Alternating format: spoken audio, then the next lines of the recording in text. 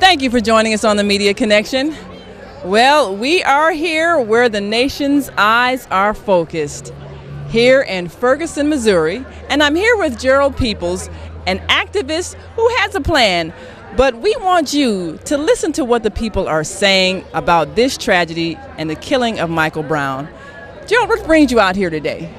Peace. I want to encourage peace. I believe that justice should be brought for Mike Brown, and I know that there's a large focus on that.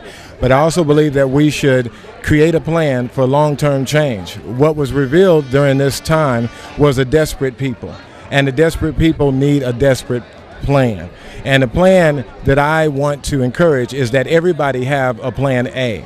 The city of Ferguson should make an aggressive campaign to make sure every citizen of Ferguson knows the plan for the revitalization of the city of Ferguson. They should also create opportunities for homeless people, for unemployed people, and for every junior high school and every high school student to have a plan A, which incorporates them into the city's plan for revitalization. The guesswork is all taken out. The U.S. Department of Labor has created a site called mynextmove.org. All we have to do is use the tools. We haven't been using the tools. Are you a resident here of?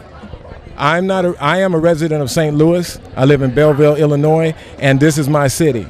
And I believe that the plan is designed for any area of this city, not just Ferguson, but every area. Every area should have a plan A, where every student, every junior high school student, high school student, every homeless person, and every unemployed person has a plan A to be a vital part of that community. Well, all right. Well, let's hope the leadership listens to you. Now, are you planning to attend the march today? I plan to make sure I get plan A in somebody's hands. All right. Well, you've heard it here, and we'll continue on with more organizers and marchers who are saying justice. So now I'm here with Aaron Guthrie and Sharon Smith, and we want to spread the message that they are putting right out here on posters and on their shirts.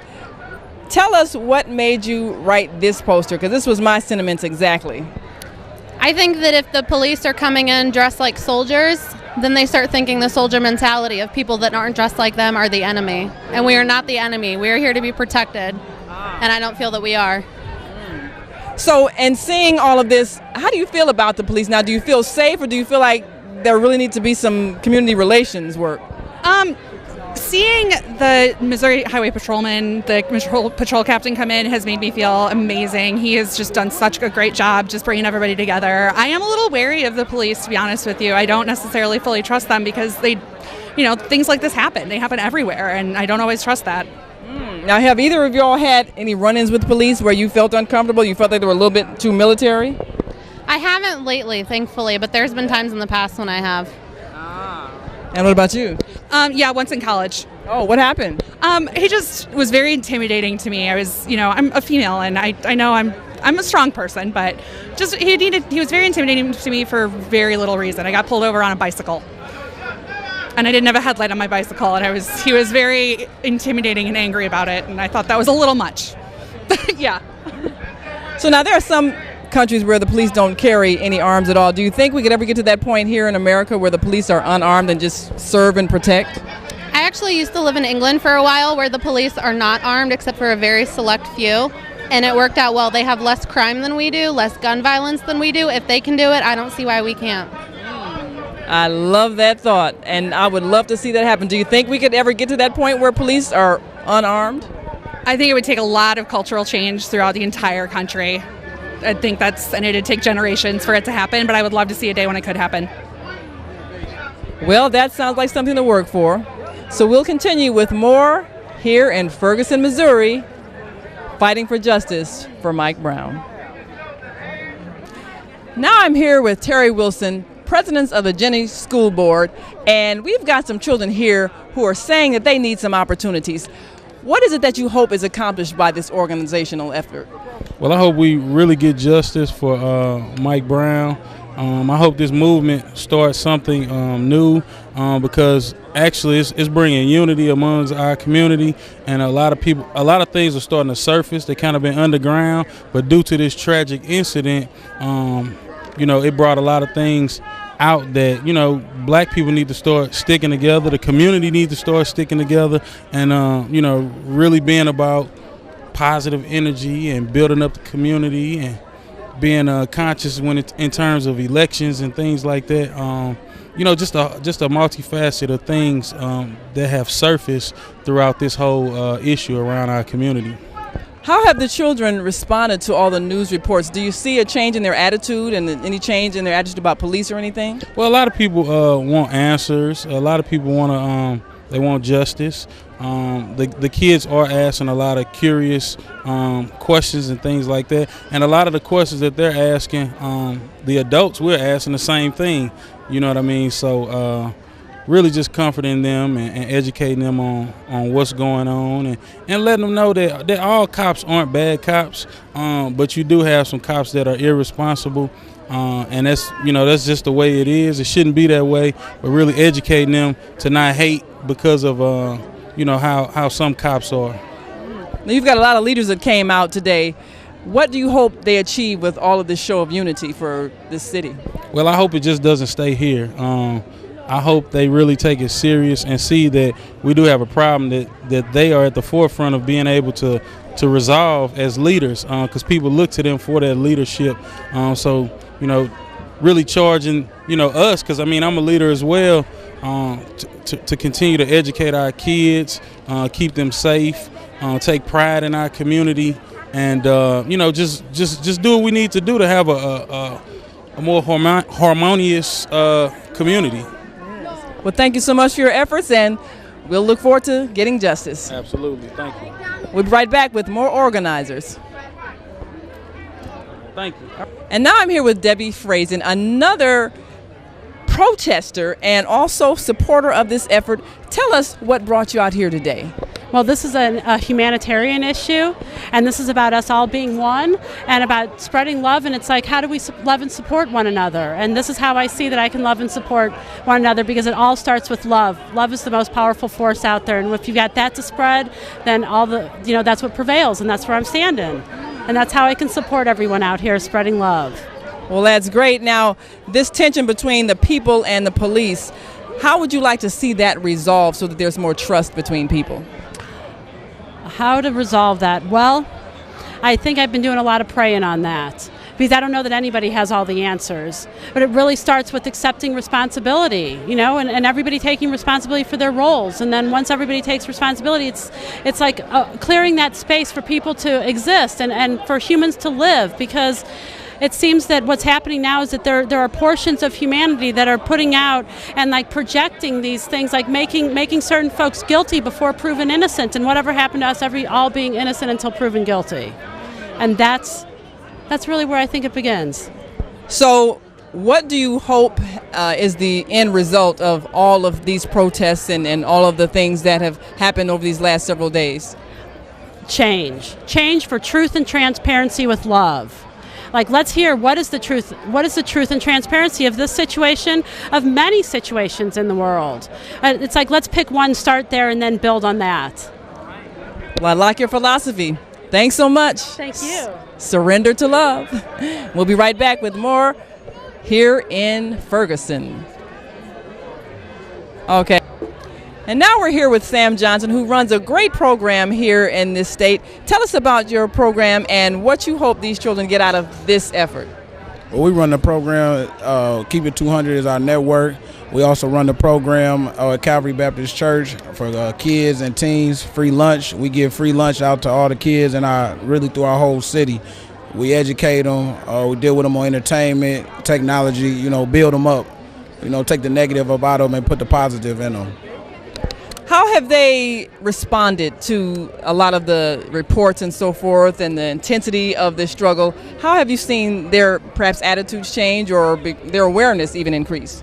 Well, I was actually down here on Thursday involved with a lot of things, and we had our last day on Friday, and I came back and I told them on how it was like all youth, who was the ones who was keeping the energy going, keeping the crowd going, keeping the whole movement going. I said it was kids out there, they age just like them, that was keeping it going. And as they figured out what was going on more with what went on with the young man Mike Brown, they really had a insight on what was going on. They had an interest in what was going on. So it was very educational for them to really see that somebody even your age, this could be you.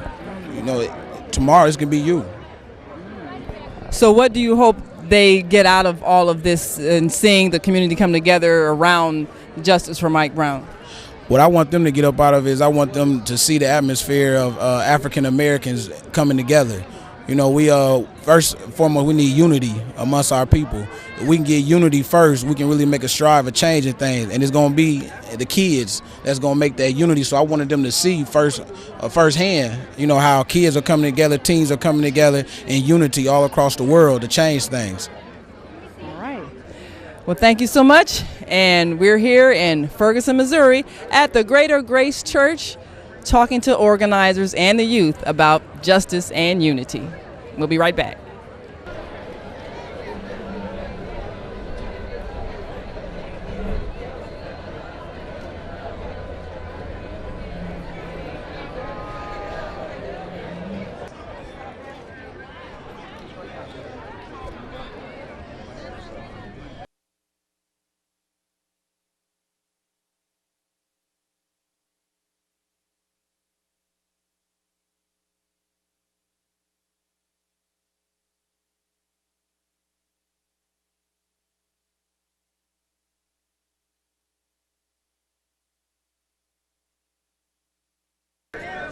And now we're here with Jelani Brown from St. Louis, Missouri, who is one of the protesters here, and of course our own Chicago Zakiya Muhammad, who came down here to show solidarity representing the Chicago people. And we want to hear what it is you hope you get out of this march today and coming down here with all these people. Well, I really don't expect to get anything out of this march today. What my hope is that all of this momentum from this incident will carry over, into the future. Whether God gets indicted or, gets a serious charge or not, I just hope that all of this, unity and solidarity between us black people, old and young, and, few, white folks and other races too, I just hope it continues, because the only way that we're going to solve this problem, this is not an isolated incident. It's going to happen again. It already has happened again, out in L.A. with the guy, Edsel, so the only way we're going to stop this problem is if we continue to unify, continue to organize. We have to do it from within. We have to save ourselves. We can't, when we protest, and all we're doing is asking, somebody to come from outside and come to, to remedy our situation, remedy our issues. But it starts with us. We got to start voting. We got to organize around our community. We have to find people from within Ferguson, and within our black communities to run for local, government, to run for mayor, to run for city council, to run for the school board. And we have to continue to support those people and vote those folks in. But we have to cultivate them, ourselves from within the community. And we got to save ourselves. And I think those are the steps we need to take. But, so I think the organization is good. Like I said, I'm glad to see all of the unity between everybody, but this is not the end all. This is not going to, we have to go much further. And you have to have multiple fronts, so it's good to get the attention out there, protesting is necessary, but we got to take it further. This can't be it. All right. Well, I think you're doing a great job. So now, as a kid, you've been out here in the midst of this. What are your reflections as you see all of these people unified for this cause? Look, I feel so good. The energy out here is so powerful among these people. So many young people out here. And just the showing up of the people out here is going to put something on the law officers' minds and the legislature's mind. When they see people out here in big numbers like this speaking from experience, whenever there's a crowd of people who don't let up, who are consistent, every day on the case, you get justice. I bear witness to that. And justice is going to come to Michael Brown. I feel it in my bones because the people are not going to let up. People like me coming from Chicago and other cities and states, they are out here standing with Ferguson saying, hey, we feel you, because what goes on here goes on in Chicago, and it's been going on for a very, very long time. I've been in the struggle, and we've been fighting against this kind of injustice for the longest. So now young people are beginning to see what we fought when we were young, you see. So I'm very happy to be a part of this group out here. As far as I can see, people all over, and they want justice. I just found out there's a peace rally Saturday at 12 o'clock in a park. I forgot the name of the park, but they're going to be doing it here, look like every day. I'm feeling good about it. I love fighting against injustice. The Holy Quran says, speak out firmly against injustices because it's pleasing to Allah. All right, well, you're doing your part, and we thank you for representing Chicago. You're welcome. And we'll be back with some more marchers saying justice for Mike Brown.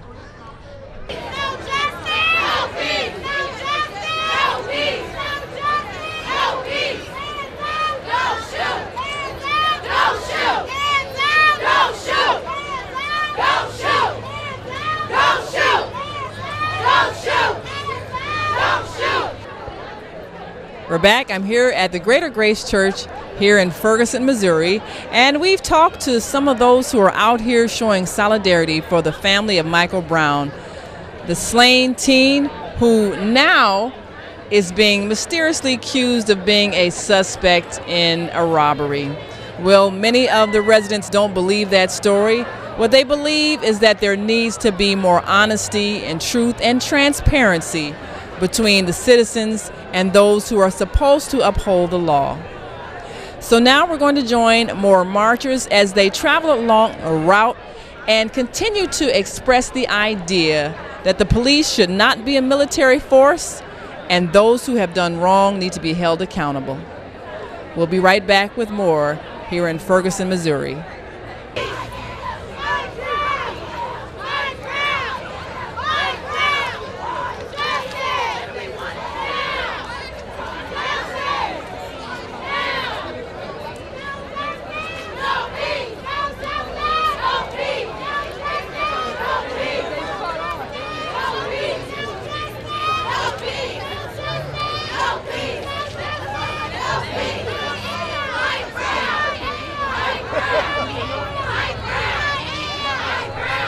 And now I'm here with Dorothy Allen, and she's got the now famous saying, hands up, don't shoot buttons.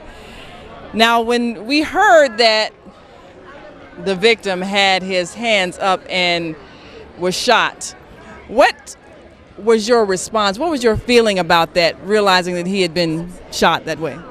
Oh, I was just really hurt, you know, because the same thing happened to my son in the same department, Ferguson. This is my son here. Oh, my. He was stopped by the police, traffic stop, and when he got up and he put his hands up, they let the dogs out on him. So he was bitten multiple times, and then after they handcuffed him, they threw him down on the ground, they kicked him, they beat him, and everything. Do you have the names of the officers that were involved? No, my lawyer's in the process of getting that information. Now that is amazing. So your son survived, but these are the injuries that he sustained. Can we get a shot of this on the shirt? Yes, thank God my son is alive. Now your son, how old is he and what is he doing now? He's 27 now, and he's a barber. Yeah, that's why he's 28. Okay. All right. So now these are grandchildren. Are these his children or another child's children? No, this is my daughter, 2 kids. Okay. So now what do you hope they get out of seeing this rally, seeing this protest, and seeing your efforts? What do you hope is instilled in them? Justice. For everyone that has been a victim of the police officers, it's time that it's stopped because they're killing our kids. It's time for a change. It's time for justice. And what do you hope comes out of this rally and all these people today? I'm hoping that the officer get convicted of murder, because that's exactly what it was. It was an execution, and it wasn't called for to shoot him that many times. It's sad, and my heart and my prayers go out to the family, and I just wish they get justice. Well, I thank you for being one that stands up, and I'll keep your son in my prayers because I want you to get justice as well. Thank you. And I'm Naim Latif with the Media Connection. We'll be right back after this in just a moment.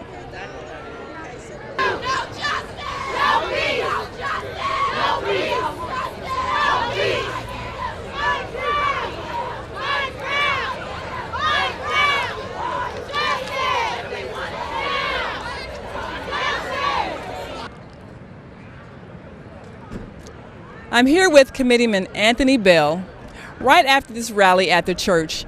Tell us, what do you hope is going to be achieved after all these gatherings and all the speeches? Well, we're going to move forward, however the circumstances go. But right now, we have the Justice Department here that's involved in this case.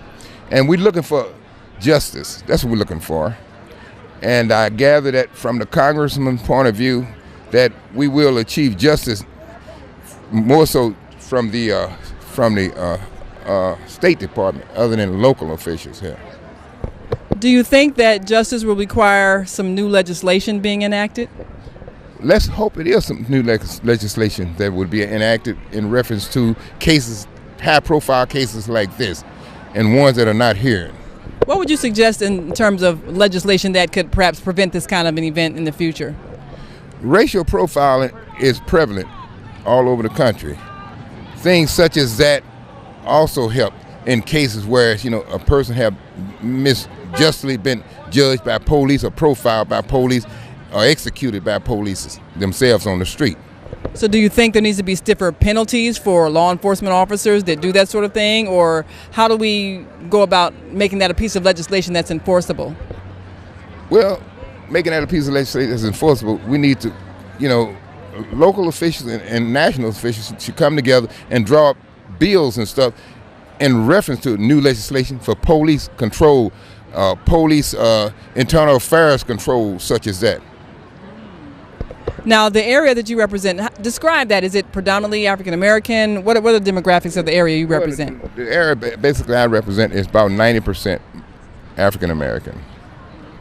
Have you had a lot of incidences in your area of police misconduct or accused misconduct? Yes, we have. I have had quite a few in my area. Say, for instance, a lady named Miss Rachel, her son was shot, I guess, about 20 times by the police officer. And we had another case here in the city of St. Louis where a young man was shot 20 times by the police officer. So this is not this is just a typical case of what goes on here. It's not justifiable either. So what has been the response when these things happen? What does the city do? What does the police department do? What happens? Right now we got a couple of cases in court in reference to the cases I just spoke to you about. That's in court, being prolonged in courts right now. But it haven't attracted the attention that this particular case with Michael Brown have. We have gathered right now worldwide attention on the Michael Brown case. This case here would represent the cases that went unjustifiable by the police officers. So what do you think it was about this case that made this the one that just kicked everything off? Well, I think what's happened here, being close contact with the family and being there when the young man's body was still laying in the street, I think what this is going to do is really send a message to the world that we're not going to take it anymore. We have drawn the line as far as racial profiling, police's injustice, dealing justice on the street by police, and assassination by police.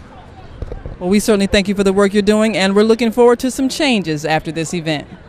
Yes, ma'am. You're quite welcome. And I'm Naima Latif, here in Ferguson, Missouri, for the case of Michael Brown. And now I'm here with Yvette Harris, who is founder of MASK. Can you tell us the event that caused you to come up with this organization? The event that caused me to come up with this organization was about my son. My son, he was senselessly killed back in 2001. My son was a 17-year-old who had went away to school to do his last year down in Des Moines North High down there, and he came here one weekend. He had just got a 4-year scholarship, and he came down here one weekend to visit me, and he had went by to see a friend, and my son got killed. It was a senseless killing.